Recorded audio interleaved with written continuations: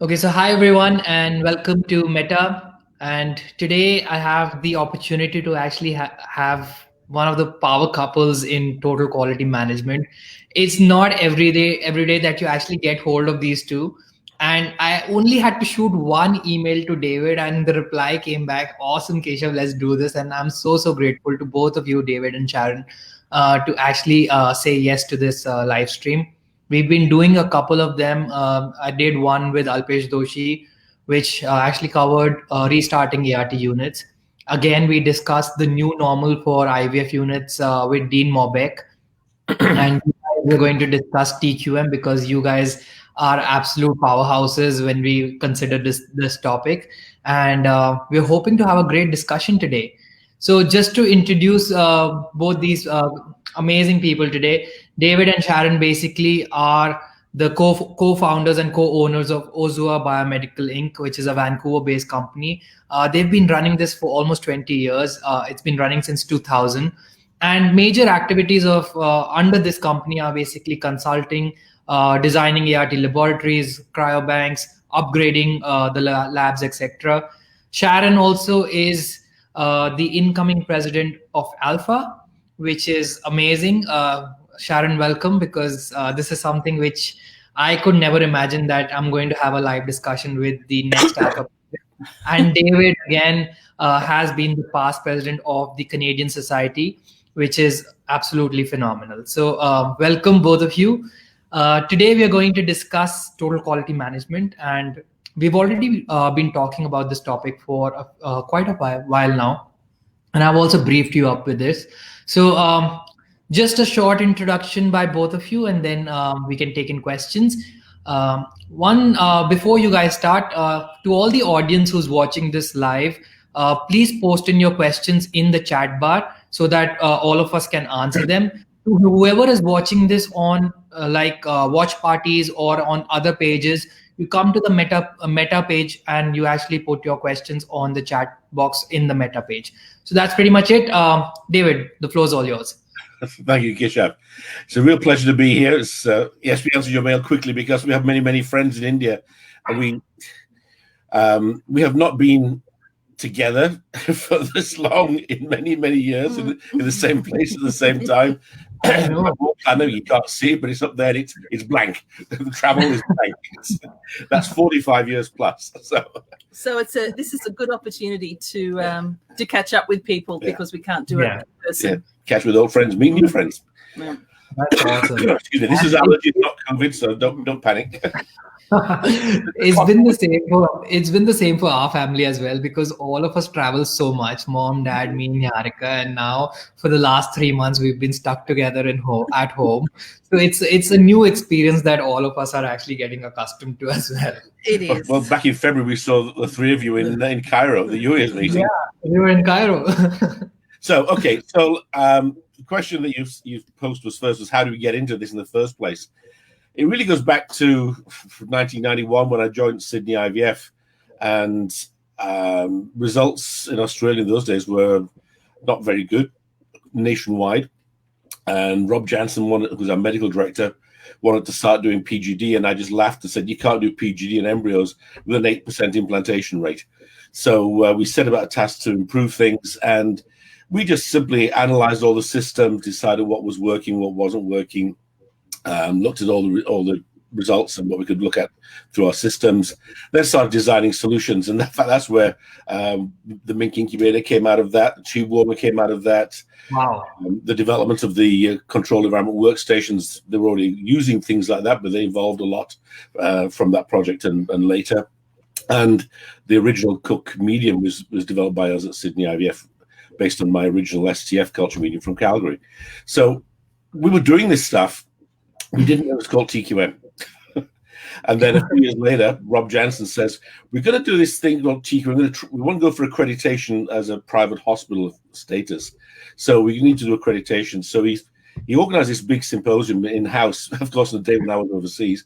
He says, but you can watch the videos later. You'll be able to pick it up. And so I took the video home. Shannon started watching it one evening and said, we already do this. This is how we work. This is how we run labs. So we didn't know it was a special thing. And then as we got into this, we started realizing that there was a whole field behind this, and we started looking at the stuff from the Japanese automobile industry and stuff, and just picked up on that. And it took us 4 years to do it at Sydney IVF for the first time round, and then that we were the first private centre to be accredited at hospital level. But we learned a lot, and we had a great time. So it's been transformative in the way we look at labs and run labs, and it's just for us, it's just the way we think about everything nowadays. Sharon? Well, thanks. The other thing about TQM is that you, when you're following the principles of TQM, you actually have a good understanding of how the lab is working and how things happen normally in the lab. And you can't troubleshoot if you don't have that information.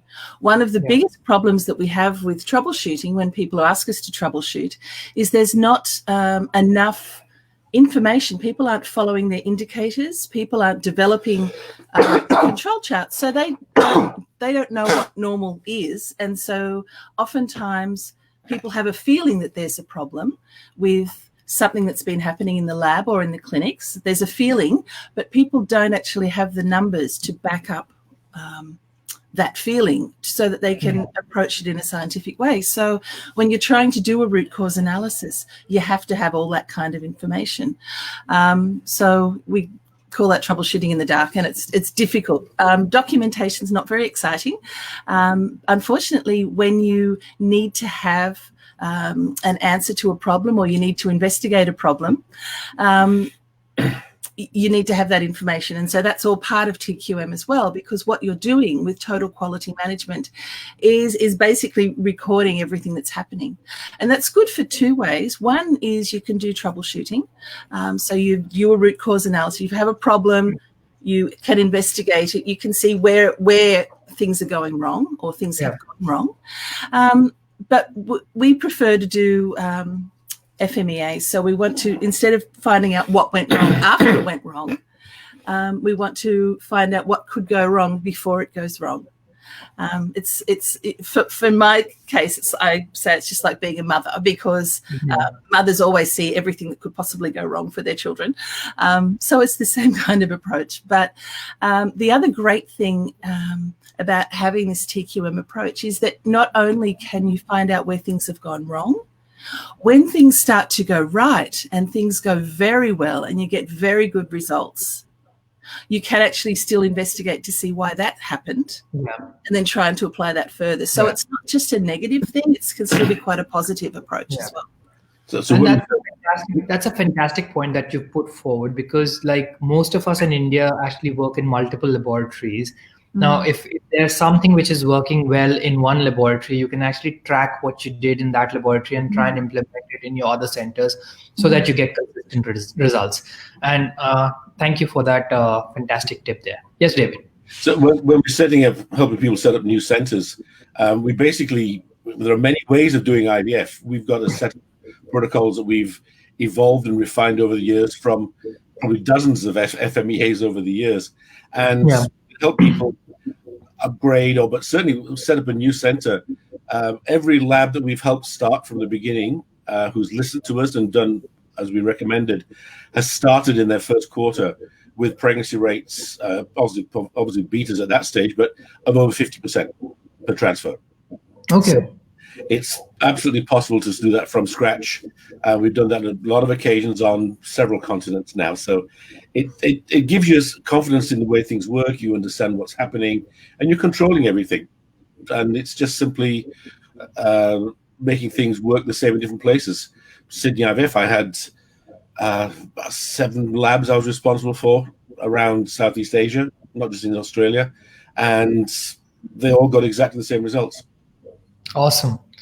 Okay, so when you do this activity for most of the clinics, what's the major complaint that is there or that's present for most of them? So what's the most common issue in most laboratories? Now you mean complaint from the laboratory, or the issue we find in the laboratories? The complaint from the laboratory. The complaint from the laboratory.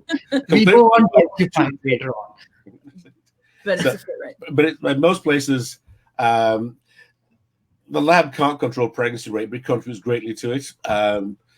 In most places, it's just, well, the biggest one that we've encountered over the last 20 years is everybody wanting to go first to day 5 rather than day 3, and then wanting to go to single embryo transfer. And we did the day 5 stuff back in the mid-90s or so. And when I left Sydney IVF, the last discussions we had there was actually with, we closed several pubs one night, having this long discussion. And 3-4 months later, after I left, they went to all day 5 transfers. Yeah. Cool. And then the move to single embryo transfers come from that as well. And one of the labs we ran here in Canada for many years, and I'm going back to probably 6-7 years ago now, in our reference population in Canada, which is women under 35, first cycle single embryo transfer, over 3 years, their clinical pregnancy rates were 72, 74, and 78% for single blastocyst transfer. Wow. And it's rock solid, but that is downstream of protocols, TQM monitoring all the time. But working as a team, the biggest thing that made a difference there in getting the last 20%, if you like, was actually having fully integrative reviews with the physicians on every cycle, success or fail, what worked, what was not done quite right. Just because you got one egg, got an embryo, and she got pregnant does not mean it was a good cycle. Yeah. So I think it's a great success for the patient. But in terms of reviewing your systems, it's, that's accept the good luck, but move on. It's like when you look at these restaurant cooking shows on TV, and they get all the comments from the customers, and then look from, there's a pile of good comments, there's a pile of bad comments. Good comments, throw them away. The bad ones, the only ones that matter. What can we do better? And that's all it is. It's not about obsessing about what you're doing wrong. Not that you're doing anything wrong. It's just that there are different ways of doing things and different ways of doing things a bit better. And it's just worrying about the details. That's true. So we're getting some questions now. And Nishad is here, and he's asking, when you're starting a new laboratory, what TQM parameters should be considered? Any new tips which have come up, or is it still the same? Starting a new lab starts with actually choosing the building. I mean, we've been involved in putting labs in some buildings where I would not have put them in the first place, but that's the one that people have fallen in love with or whatever, or it's convenient to where they live, or it's near the hospital where they actually have to work as well. But choose the building, design the building, the construction, everything starts right back at that stage. Because if you don't have a good facility, you will never get the best results, no matter how hard everybody works together. After that, how you finish it, then the protocols, the control. How well is everybody trained? When we train people, we don't just train them how to do something. Oh, this is one of Sharon's big things. It's teaching the whys and the why nots, so that they can do it, understand why they're doing things the way they're doing them, but why they shouldn't do other things. But also they can now train other people. I've been to audit labs where there can be 3 generations down the road of people being taught by someone who only knew what they were taught and didn't know anything beyond that. Yeah. And there's a horrible dumbing down happened in that process, and it's important that people think. So most important thing is build a team and think. So everything we do in the lab is controlled by biology. If you don't understand the biology, you'll never get the chemistry and physics to make it work. Yeah. So you guys have been doing this for quite some time, where you've been designing new laboratories, etc. So Sharon, when someone approaches you to actually design their laboratory, like what are the tips that you give to that person, whoever the consultant is? I'd like you to talk a little bit about the kind of the surfaces that are there, the kind of walls, the kind of equipment that you're using, location of the laboratory. I know David has spoken about the building being very, very important, but like location of that building as well. So your views on this. Okay, well, a lot of all of our beliefs around that are summarized with other people's in the Cairo Consensus that was published in Reproductive Biomedicine Online. It's an open access, so people can go and check out what I've said afterwards. It's available. The thing that we need to worry about the most is that we don't have aldehydes actually in the lab. we've got to be careful about the building materials that we use in the lab. So if we're using things like processed wood, like MDF or particle board, something like that, everything that's gone into the manufacture of that wood has volatile organic compounds in it, and they actually leach out into the air of the laboratory. So we try not to use that material in the lab. However, for some clients, it's essential because of the cost question.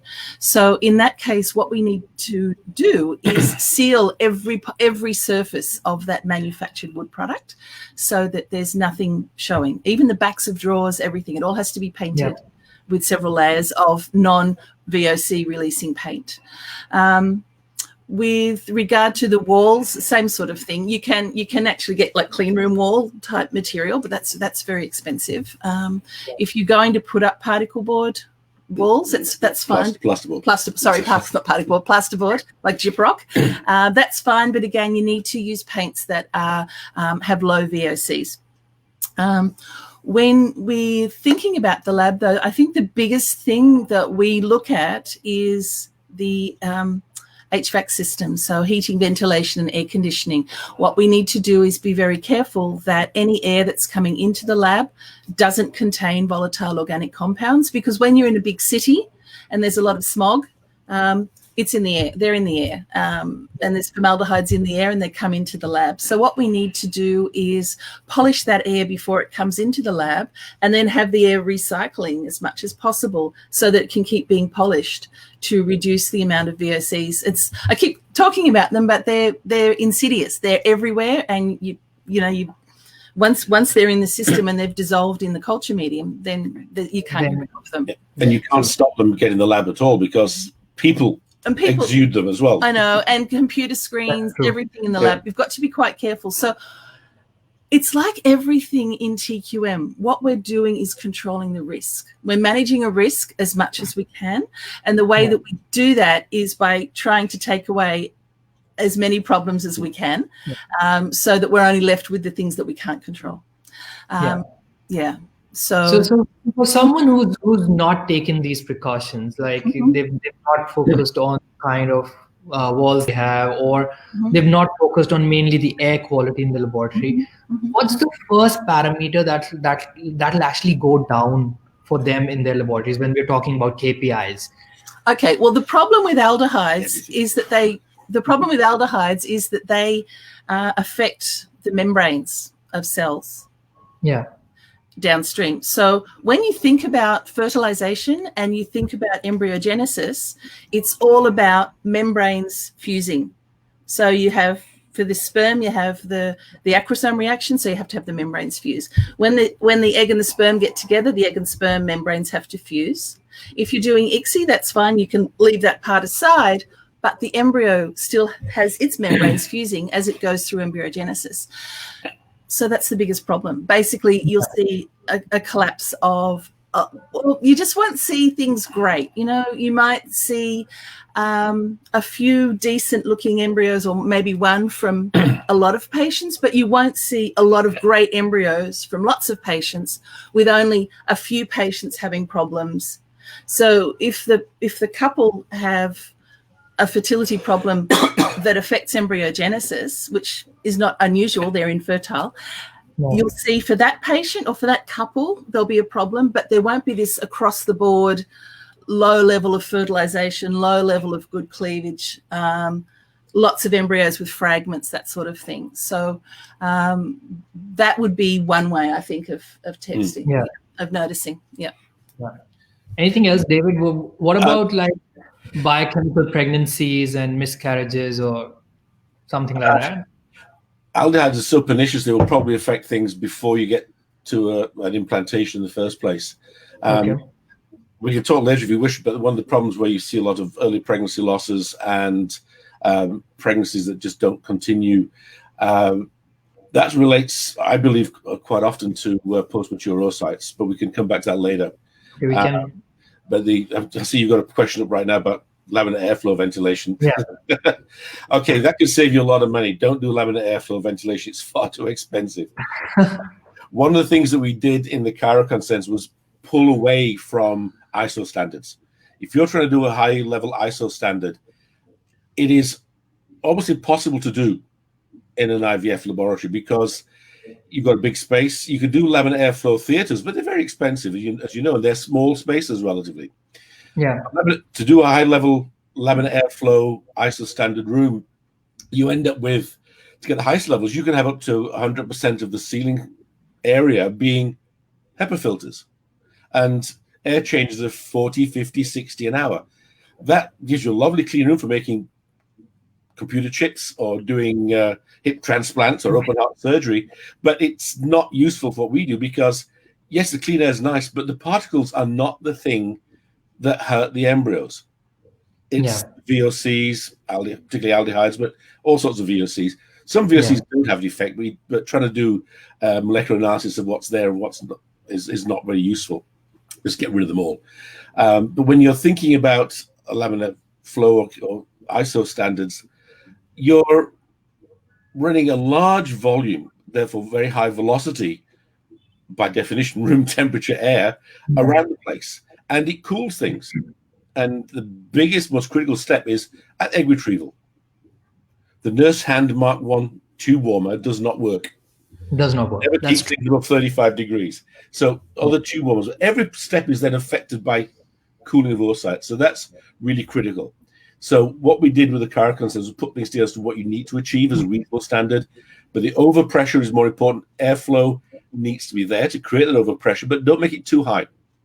So, and this was a group of us, including Anthony Gilligan, and it was 15 air changes an hour is a good compromise. Yeah. So displacement, ventilation, just airflow. But the most important thing now is to control that air because you want to heat it, cool it, and filter it and remove VOCs from it. It's better to recirculate. So recirculation is the best approach.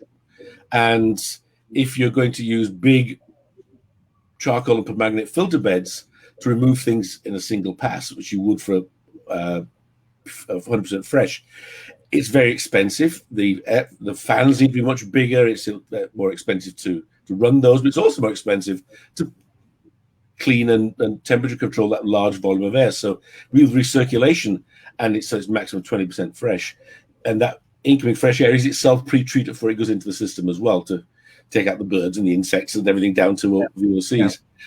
You can actually achieve a much better level with that degree of control. So recirculation, and we take the principles of laminar design. We bring the air in areas between workstations in the ceiling, if at all possible, and then we suck it out at ground level around the edges in the corners. Yeah, sorry. No, I was just going to follow up with another question to David. Sharon, you can also answer that. You had yours.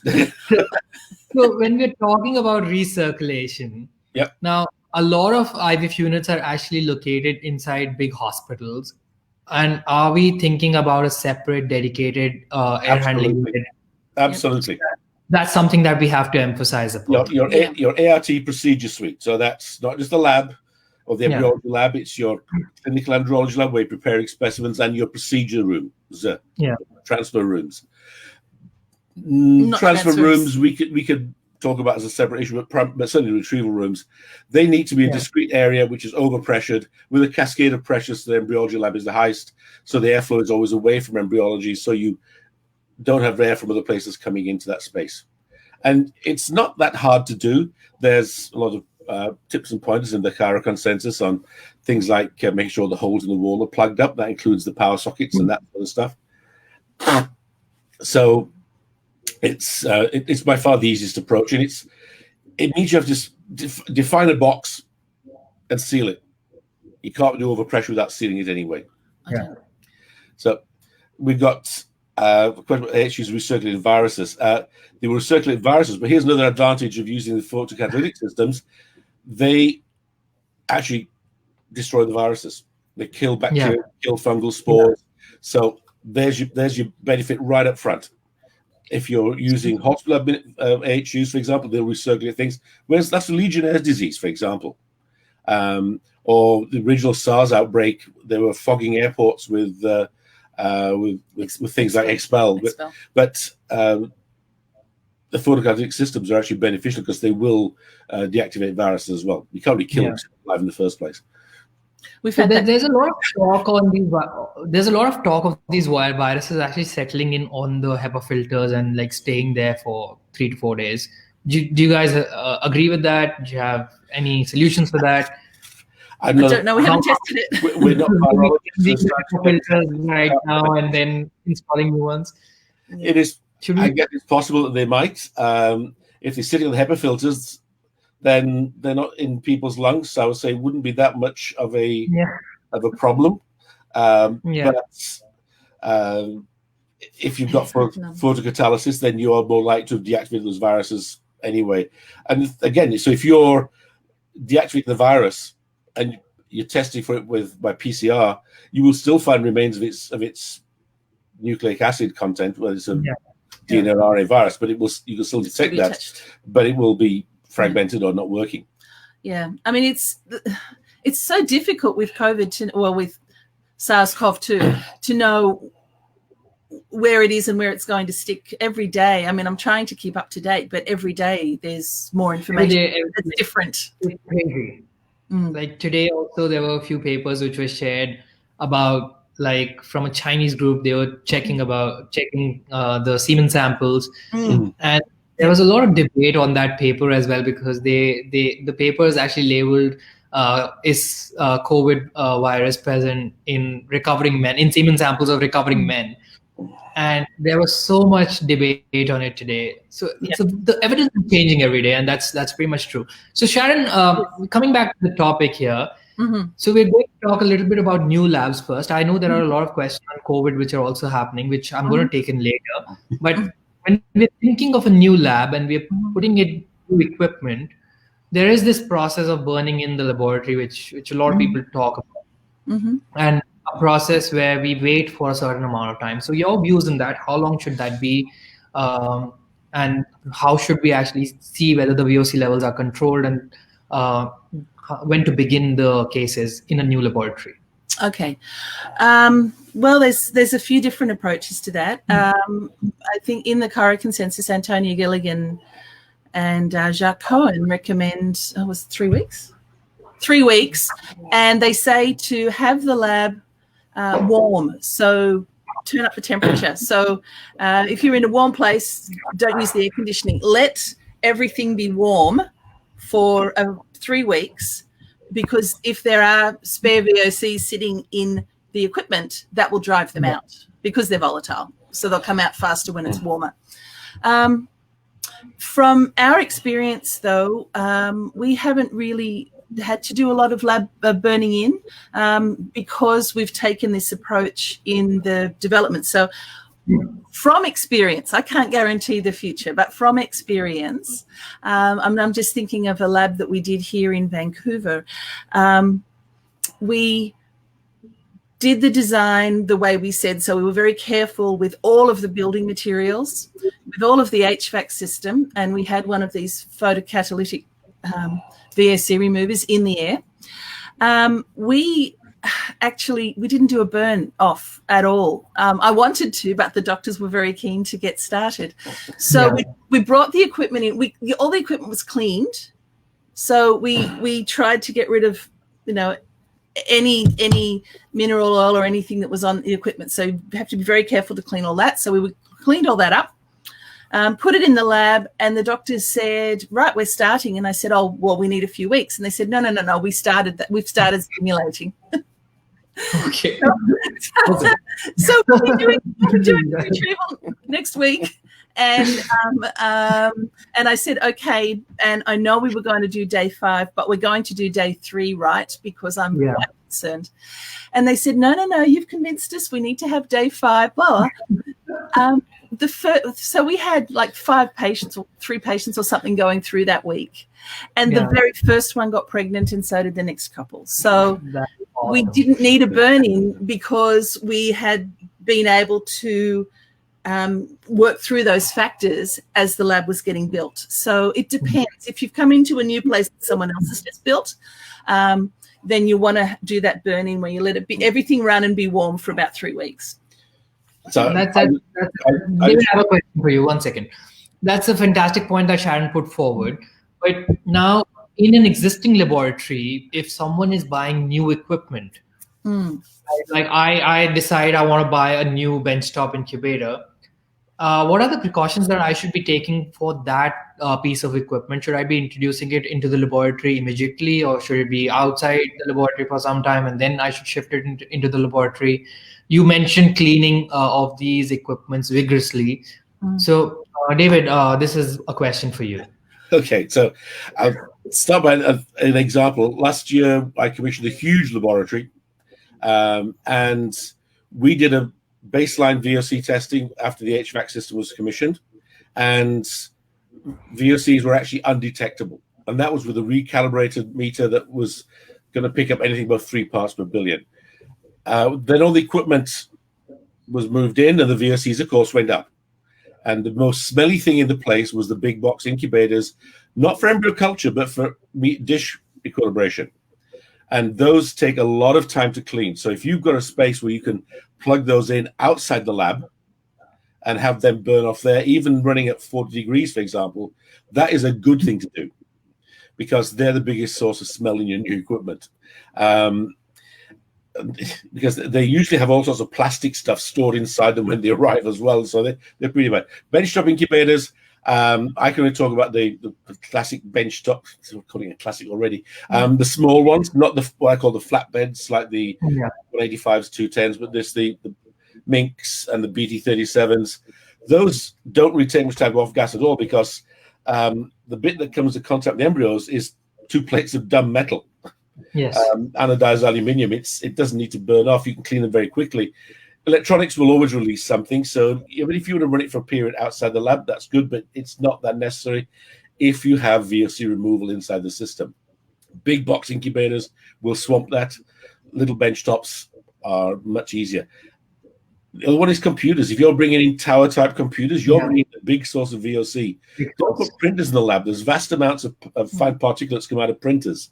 But, print the labels outside the lab. You shouldn't bring paper labs if you can avoid it at all anyway. But use all-in-ones. They're better than tower computers. Use laptops or tablets. Those all produce less VOCs than the classical tower incubators. Awesome. So we have another question. I think we're going to the culture systems now. Saraprit here is asking if the fertilization rate is good and the day 2, day 3 embryo quality starts going down, and this is over a period of few weeks where in subsequent cases it's going down. Yep. Can we point out to any particular parameter in the lab which has gone down? Okay. That's a difficult question, but Sharon, yes. Okay. Well, we can both have a bash at this one. Awesome. I'm going to put my charger in. Okay, so I would say the first thing, David says define embryo quality, which is true.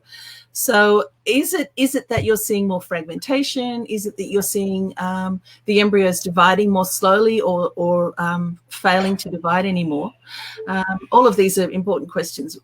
Day 2, 3 embryos are interesting because that's when the embryonic genome has activated, and so the embryo now is running on its own instructions rather than using the leftover messenger RNA from the oocyte to develop.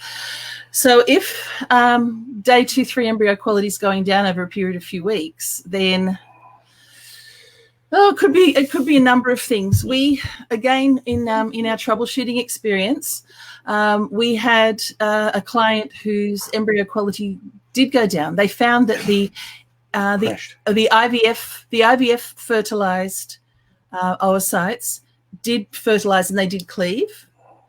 The ones that were done by ICSI weren't cleaving. They were fertilizing, but they weren't cleaving. Okay. And what we discovered after a vast amount of frustration was that some plumbing had been done somewhere else in the building, and they were brazing copper pipes. So there were copper ions, a very high concentration of copper ions, right at the air intake for the lab. Yeah. So what had happened was that copper ions had come into the lab, and that poisons the Everything. Spindle. So the cells can't divide. Sorry, it's early in the morning.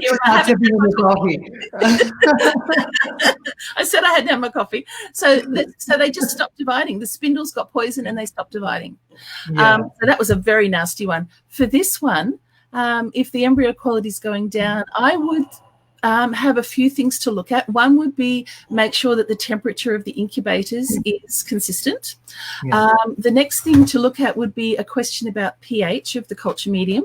Are the CO2, is the right CO2 level still being used, and is the incubator working properly? Osmolarity, has there been a did the humidity pan dry out if you're using a big incubator, something like that? All of these things are going to have an effect on how well the embryo is going to be developing. David's also just written me a quick note to say VOCs. That's also true. If there's a high concentration, as we were just talking about, then again, these aldehydes, they're everywhere. They would be my suggestions. If you're seeing that things are, if the embryo's dividing more slowly, I would be suspicious of temperature. If the embryos have stopped developing really at all, I'd be more suspicious about osmolarity and pH and things like that. So you need to, with the TQM approach in mind, you would know those things because you would have been measuring the CO2 independently. If you're using a big box incubator, you would have been measuring the temperature independently and keeping a record. And like David's mentioned, VOC is a very crucial parameter here because the embryo is developing, but the quality of the embryo is going down. David, your comments on this? A couple of comments. One is I can tell you a couple of stories. They always illustrate things best, I think. One where the accreditation people came around to this clinic and the infection control people went crazy and they said, you must use alcohol-based hand rubs in the laboratory because and the results immediately just crashed. Because no, that's the thing you don't do, but they were told you won't be accredited if you don't use this stuff. And it took a lot of time for them to be able to get beyond that because these people said you'll lose your license anyway. In fact, that was actually one of the incidents that caused us to initiate the whole idea of the Cairo consensus. Another example, osmolarity seems unlikely, but in fact, I've never been a fan of dry incubators. I know oil is not as perfect as people think it is. I was having dinner with a friend last year, and he was telling me that he has a really nice new center, nice woman. He's very focused on everything. So he's PLU, people like us, anal, obsessive. But he was telling me that their humidifier in their HVAC system broke, and it took quite a number of weeks to get a replacement part. And during that time, the humidity in the lab was down to like 15%. And they saw impaired embryo development inside an EmbryoScope Plus. Which is obviously a dry incubator. So dry incubator, but even right inside, it was having an effect. And I said, so what did you do? He said, we took the dishes out and put them into a bench top, and they grew fine there. But so don't be complacent. I think you need much better approaches to this. Somebody just popped a question related to this. Personally, I would never use a dry incubator. That's my preference. But there was a study done by Mohammed Fauzi, who runs the UA's meetings. It's published in Fertility and Sterility. And they took G85s and humidified some chambers with water. Water in the chamber, and they saw significantly higher embryo development in those chambers compared to the chambers that were dry. But the whole thing about dry and humid also comes down to the geometry of your dishes and the volumes of oil, thickness of oil, size of droplets, relative volumes of medium and oil, interface areas, all sorts of things. For me, it's just another whole set of complexities we can avoid entirely by using a humidified system. So when we designed the Mink, it was humidified. BD37 is the same. The C-top is not as easy to humidify. The Germans tell me it works, and I trust German engineering in general terms. So those ones I would choose. Yeah, and I was very lucky. I actually did another webinar with the team from Cook, and Okay. we talked solely upon humidity and how it affects outcomes. And that was an eye-opening webinar for me as well, because even when you're overlaying with oil, there's still a possibility that you'll have changes in your osmolality, and because of the loss of water, etc., etc. And these were things which we don't really consider much. No. Again, these are things that we should be thinking about, especially in laboratories. It comes down to chemistry and physics. Oil is not a perfect isolator by any means. Yeah. All right. We were talking, like you just mentioned, the infection control protocols, etc., and the alcohol being used. Now, I had a follow-up question for the previous question, where day 2, day 3 embryo quality is going down. Could contamination also be a cause for this? Obviously, you will see the bacteria growing, but if you're catching it early on, if it's at day 2, or if it's at like midway between day 2 and day 3, and it's getting fragmented, could it be because of contamination as well? You would see it. You'll see contamination. I would think so. I'm just thinking. I don't think that a contamination that you could not see would be producing enough endotoxins to cause a problem. I can't see it. No, I mean, here's oil again. The two most likely sources of contamination in the IVF lab in the old days was the oil and the semen, and a poorly processed semen sample. Yep. Nowadays, you've also got airborne fungal spores as a possibility, so keep the external cardboard out of the lab, and use something to try and destroy the fungal spores if they're in circulation. I think that's really important, because a lot of people don't think about the cartons that they're bringing into the lab, the cardboard boxes that have been on the supply truck, that have been everywhere, that then people bring them into the lab and unpack. That's very dangerous. Because there's aspergillus on the cardboard, and so you want to make sure that outside packaging never comes anywhere near the IVF lab. Yeah, awesome. Okay, so Bhumika has a question here, and we are moving towards disinfection now. So which disinfectant is used for cleaning the incubators, laminar airflows, as well as the surfaces, walls, floors, etc.? Politically inappropriate, politically incorrect comment. The only alcohol used by embryologists should be socially outside the lab. So we use Sevnex for the walls and floor. Sevnex. So PF. Sevnex PF is now. Yeah, so we use like tissue culture grade glassware detergent. Okay. So you guys are using detergent. What about quaternary ammonium compounds? They shouldn't be a problem. I don't use them. Okay, so for walls and floor, we'd use 7X PF as the preference thing. If you're worried about other things, you might use, so for example, with a thing like the heavy metal risk, you might occasionally when you do a deep clean, use a chelating compound. But for general cleaning in the lab, any of the embryo safe products for the incubators and laminar flow services, whatever, we typically use peroxide for most places. It breaks down to those two terrible contaminants of oxygen and water. It's not hazardous. Don't let it come into contact with the dishes. There was a study done many years ago in Melbourne where they actually put it in the dishes and found it was toxic to the embryos. But it's like, I don't think gloves are contact material. You don't usually stir the culture medium with your fingers. So I think that peroxide is a perfectly safe way of sanitizing the surfaces. A lab that I'm responsible for at present just had infection control review, and we've got hydrogen peroxide sprays, and we've got wipes as well. And at the end of the day,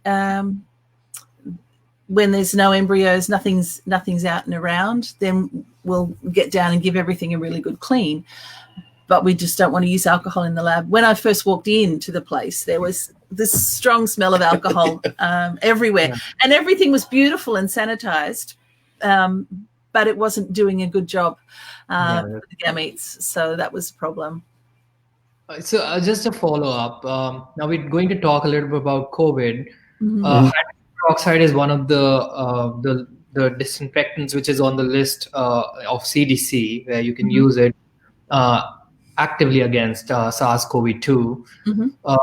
So would you still recommend like using hydrogen peroxide, or like we're just talking about the COVID scenario here? What kind of disinfectants would you want to use in such a scenario? I think the short answer is whatever the CDC tells us. I'd say whatever your infection control people are saying in your jurisdiction, because you can make recommendations, but in some places there are regulations or accreditation standards. And we always, whenever we're writing these consensus documents, it's always that your local circumstances may be, they may be different, but they would, excuse the word, trump your own thoughts or whatever. They rule. Whereas he doesn't.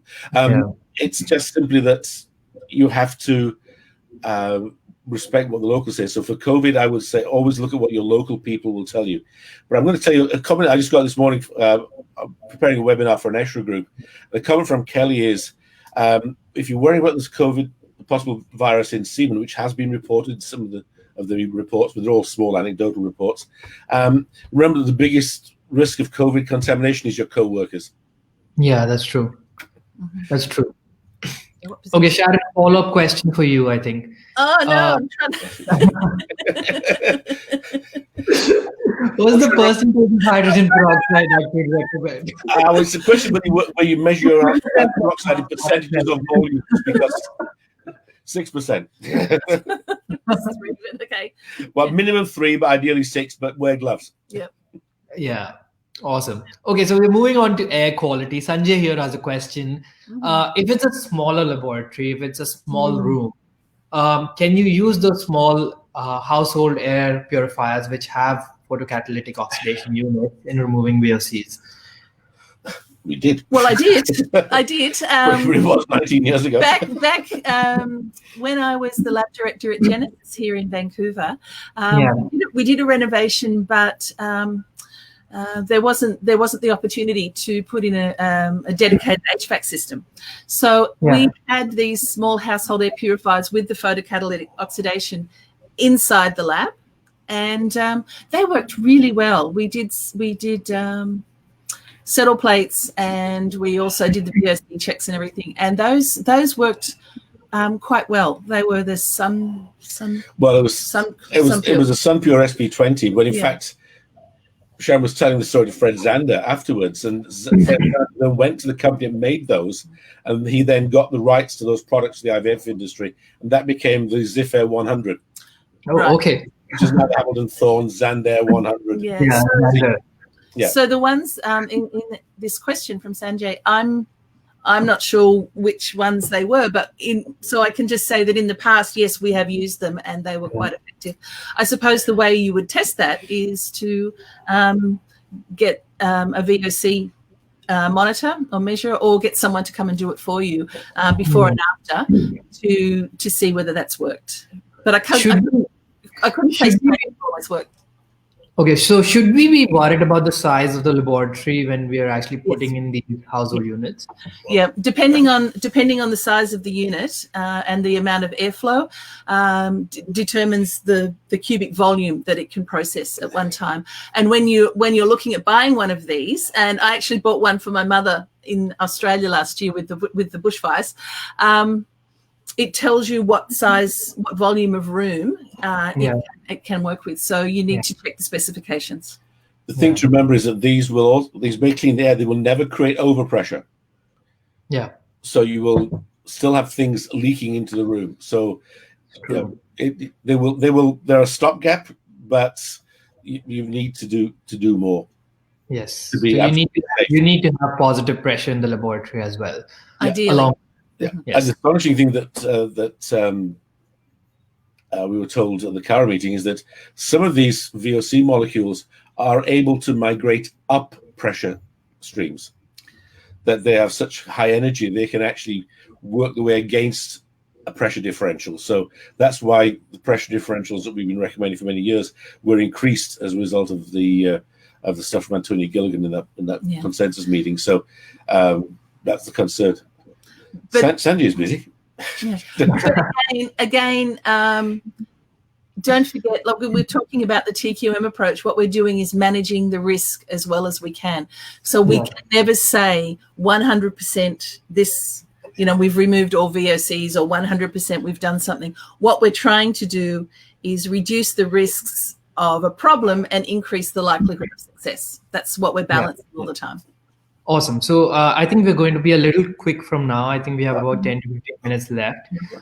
Is it safe to supply premix triple gas through copper pipes or the cylinders into the incubator? If the copper pipes are pristine, it should be okay. But the risk is that if they get some corrosion inside those pipes, perhaps as a result of getting some moisture inside the pipes, because copper is highly reactive, there is a risk of copper salts, copper oxides coming off and carrying through, dissolving the culture medium and killing embryos. We've had areas with clients where that seems to be a problem. So for more than 20 years, 25 years probably now, we have always recommended marine grade degreased stainless steel piping when you're setting it from scratch. Okay. You could use a PFA, a plastic type tubing if you have to. Do not use anything that is permeable to CO2. So silicone, Tygon, that sort of stuff, absolutely not. Okay. Sharon, I think this one's for you. For how long would the effect of media continue? Can it contribute to early pregnancy loss? Now we're talking about changes in the media composition. Is it possible that it does not affect the embryonic development, but then it can cause early pregnancy loss? Okay. Well, it depends on the medium that you're using. So if you're using a culture medium from a big company, so Vitrolife, Cook, Life Global, someone like that, where they've actually gone through and quality tested all of the ingredients, and then they've quality tested the end product, I wouldn't say that I'd be worried about a contaminant in the medium that would be causing a problem. So that's number one. I think the thing that makes an effect that goes on and can cause early pregnancy losses could be things that got dissolved in the medium, or they could be, they would have to be something that affected the embryonic genome basically at that point, because it's developing properly. So I don't believe that the medium itself could have a long-term effect. However, the laboratory conditions themselves could, because we're not looking after things properly, and perhaps we didn't support the embryo properly or well enough during the pre-implantation phase. But I wouldn't blame the medium necessarily. Yeah.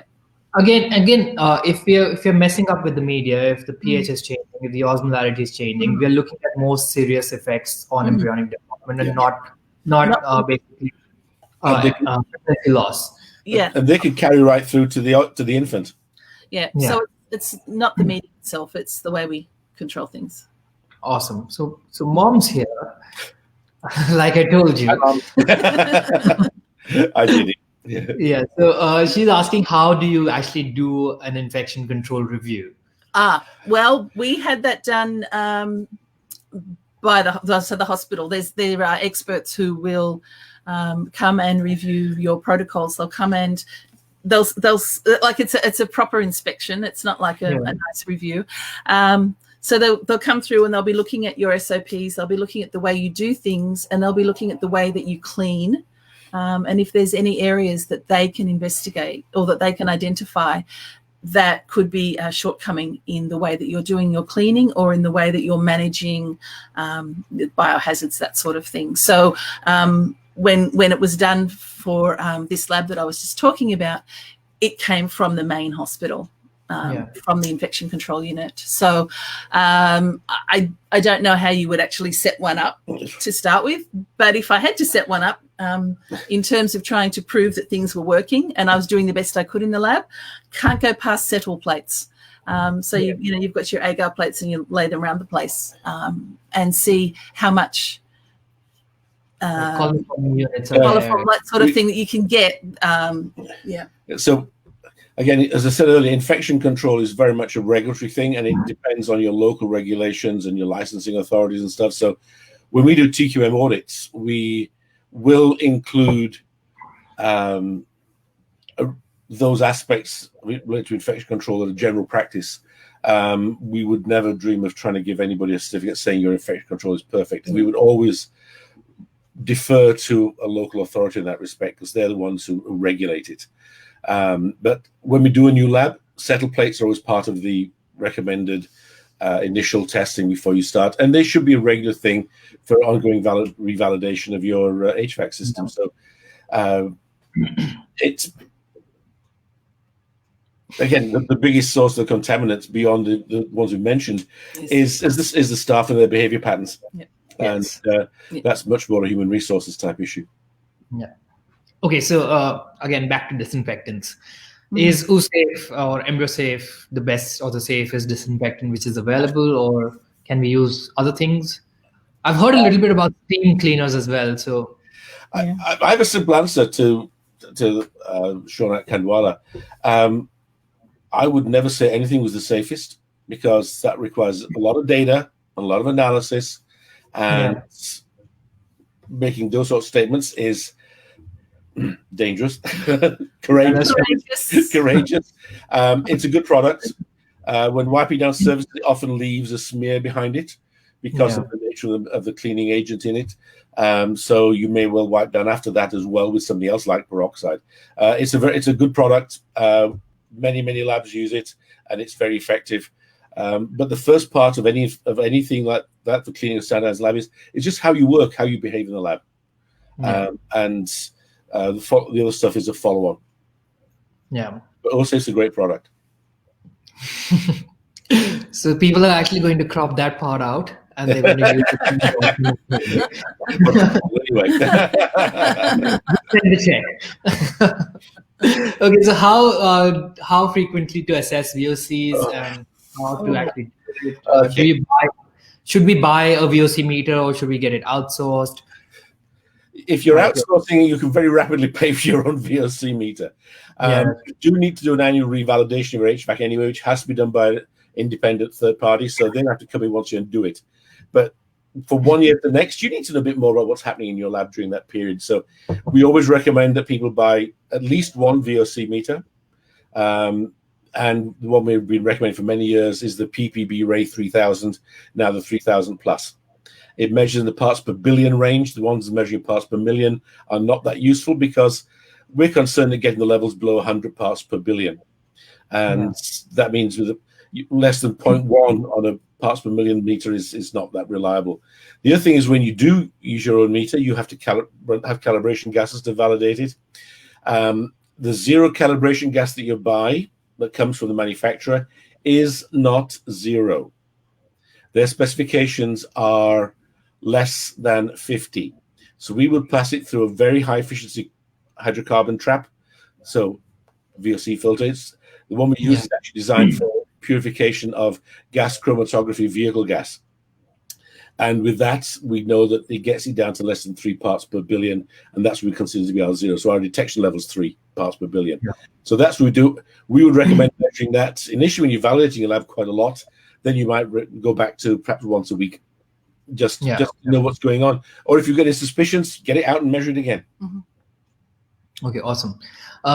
Moving forward, I think we're going to talk a little bit about documentation. Now, how important is it to actually video record ICSI and other lab procedures? Do you think that should be practiced when you're talking about TQM, or would it help in troubleshooting later on? Yep. It would. Yes. It depends if you're recording what people are doing as well. Any kind of records could potentially be helpful for troubleshooting later on. The decision about whether you want to keep the records of everything you do depends on how you're going to be able to store them. Although in India, I think that wouldn't be a problem because you're so technologically advanced. But the more records you have, the better. And if you've got a database that can store all that information or can access that information, so it's still linked to the patient's record, that's helpful. You are going to generate vast amounts of data, though, huge amount of storage. We've used video recording for training. There was one situation where from Sydney, we were training people in Bangkok. And that was all done with VHS tapes in those days. And our person was reviewing the video recordings. Recording every procedure, I don't see an enormous value except for troubleshooting. And again, with troubleshooting, if you don't have information, you can't do it. So you could argue that one. For operators, it's part of the lab manager, lab director's duties to make sure that everyone still is following protocol and doing what they're supposed to do. So it's much better not to just keep an eye on people, see what they're doing, and monitor what's happening. Recording everything, I think, would be enormously data generating. I mean, that's terabytes for long. So if you consider a factor where maybe your 3PN rates are going up and you have a new ICSI operator who's working, et cetera, in those scenarios, I think during training, very absolutely, important. And it's important for the new ICSI operator as well, so they can review their performance. So for training purposes, yes. Ongoing QC, we prefer to monitor that by looking at outcomes on small numbers of cases. 10 typical sort of ICSI cases, and are the results still within the lab's control range? And if they are, then they're as competent as anybody else in the lab. That's part of what Alpha recommends in terms of assessing people's competency. Yeah. So we also made a chart for the Indian consensus that we did last year. I'm going to share that with you, and that's competency grading of embryologists. I'll share that with you. I'll get your views on it, Sharon. Okay. So last 3 or 4 questions. I know we're overshooting time. If we find contamination in one culture dish, do we need to clean the whole incubator? Do we need to run the Contricon, etc., for the incubator if it's just in one dish? It depends. I mean, if it's in one dish and it's not the dish next to it, why do you think it's in the incubator? Yeah, exactly. Are you using big box incubators? You're going to take it out and run its internal sterilization. You could do that using bench tops. You can open the incubator, turn it off, open it up, wipe it down with hydrogen peroxide, plug it in, warm it up again, it's working again. So that's another reason for using bench top rather than big box. It's the old story. Once it's happenstance, twice is coincidence, third time is enemy action. If you find an odd contamination, then it's an odd contamination. And it's, in our experience, it happens once every blue moon, very rarely, and it's very rare. If it's happening more often, then you need to look at why it's happening, what's caused the problem, and investigate.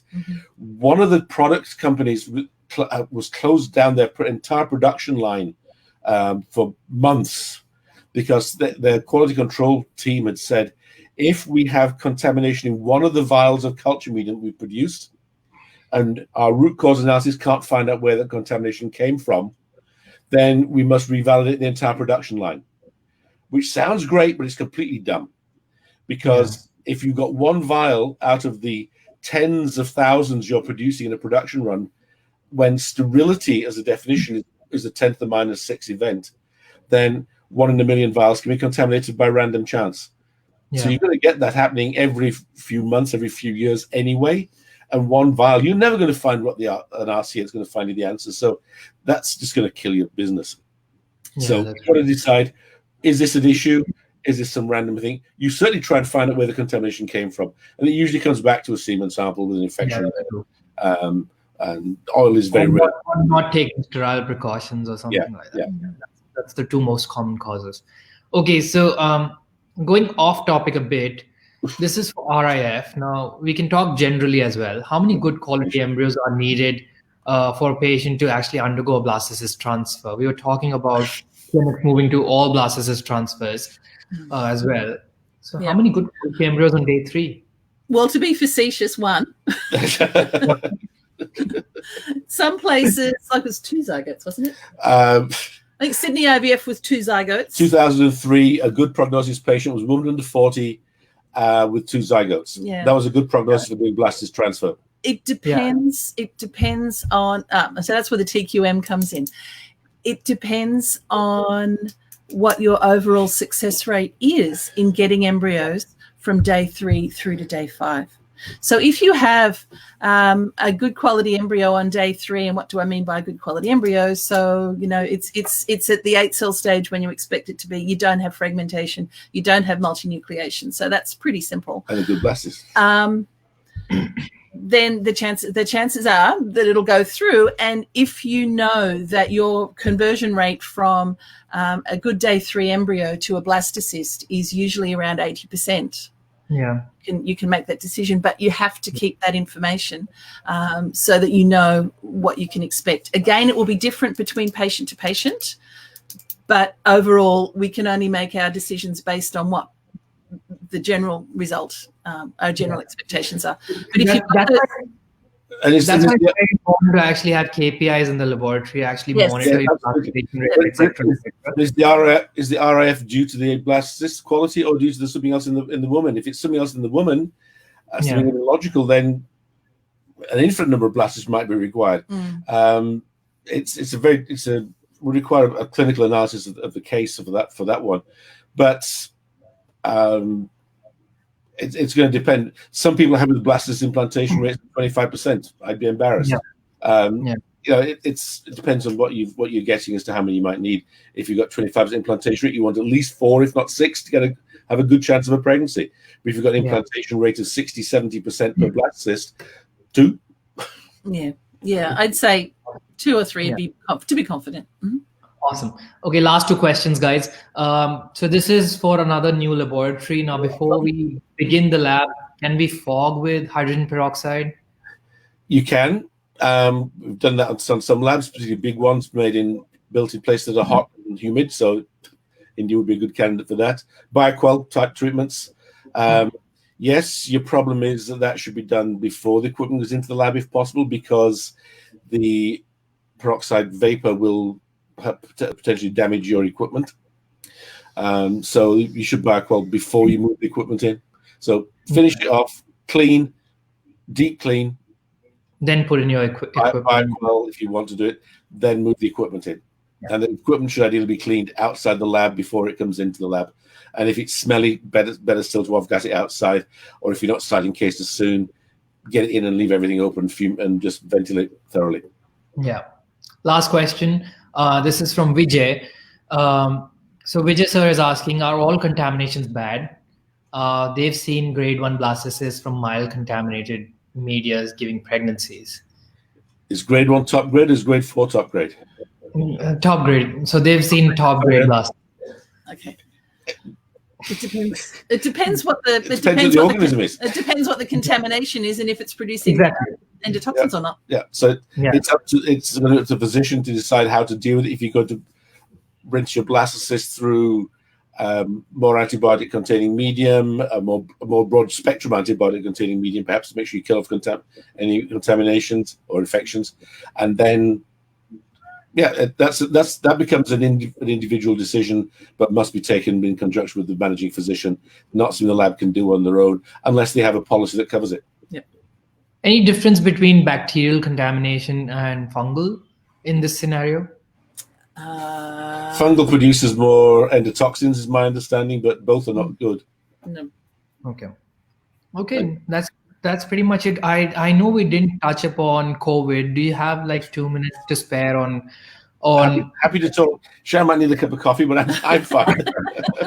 You just have to put up with it. Just put up with the gap. The important thing to remember is that the biggest source of problem with COVID is your co-workers, not anything else. Andrology people are more exposed than embryology people, because the embryologists don't have to talk to patients face to face very often at all.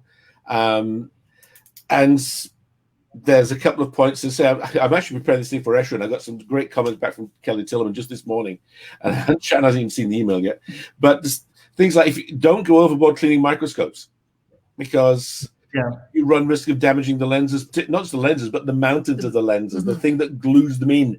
You can really damage them. Remove the coatings. The objectives. Eyepieces, particularly, but objectives are the same thing. But cleaning too much can be disadvantageous there. We have always built labs specifying high eye point eyepieces, oculars. They're the ones that allow spectacle wearers to look down the microscope without taking their glasses off. I think everybody should use them, especially now, because your eyes do not need to touch the microscope to use high point eyepieces. Well, and that way, if you've got a face shield, you can still see. You can still see through. Yeah. And that's something that probably embryologists in like red zones would now have to get accustomed to, like working in PPE, something. Inside a full goggles.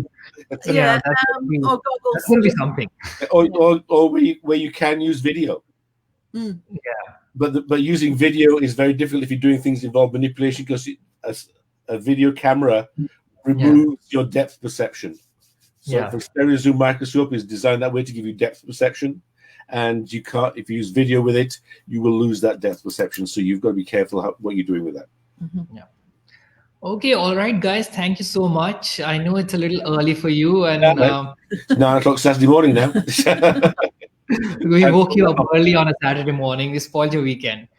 But thank you so much. Looking at the comments here, the audience really, really appreciative of it, and looking forward to do some more sessions with you if you're up for it. Sure, let's always. Yeah, happy to. We've got many friends in India. We haven't seen them for a long time, so they can at least see us that way. Yeah. That may be a good point or a bad point.